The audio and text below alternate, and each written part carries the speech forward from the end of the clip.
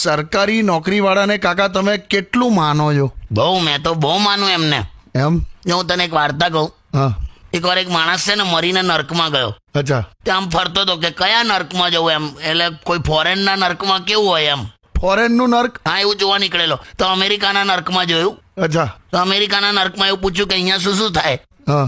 તો પેલા કીધું કે જો અહીંયા પહેલા કે ઇલેક્ટ્રિક ખુરશીમાં બેસાડીને 1 કલાક સુધી તમને કરંટ આપવામાં આવશે. પછી એક ખિલ્લા લાગેલી પથારી હોય ને એમાં સુડાવી દેવામાં આવશે. અચ્છા. અને પછી એક મોટો આમ દૈત્ય માણસ તમારી જખમી પીઠ પર 50 વાર હંટર મારશે. અરે બાપરે. ત્યાં ગભરાયો તો આ થોડો આગળ ગયો. એવું ફરતા ફરતા જોયું ને તો ઇન્ડિયા વાળું નર્ક આવ્યું. એની બહાર તો લાઈન લાગેલી. હે? તો આને એવું થયું કે 100% ઇન્ડિયામાં કંઈક સજા ઓછી હશે એમ, તો જ આટલી લાઈન હોય ને યાર. બરાબર. ત્યાં જઈને પૂછ્યું કે અહીંયા શું જ આટલી લાંબી લાઈન છે. તો ઇન્ડિયાના નર્કમાં એવું જ કીધું કે ભાઈ જો પહેલા તમને ઇલેક્ટ્રિક ખુરશી પર બેસાડીને 1 કલાક સુધી કરંટ આપવામાં આવશે. પછી એક ખિલ્લા લાગેલી પથારી પર સુવાડવામાં આવશે. અને પછી એક દૈત્ય માણસ તમારી જખમી પીઠ પર 50 વાર હંટર મારશે.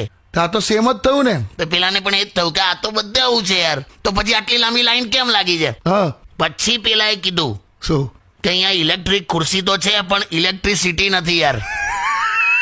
ખિલ્લાવાળી પથારીમાંથી કોઈ ખિલ્લા જ ચોરી ગયું છે. અને પેલા ભાઈ જે 50 હંટર મારવા આવે છે ને એ સરકારી કર્મચારી છે. એટલે આવે રજીસ્ટર પર સહી કરીને પછી ચા નાસ્તો કરવા જતા રહે છે. અને કદાચ જો પાછો આવી પણ જાય તો 2-3 હંટર મારી અને રજીસ્ટરમાં 50 એવું લખી કાઢે છે. એટલે આ લાઈન લાગી જાય આમ.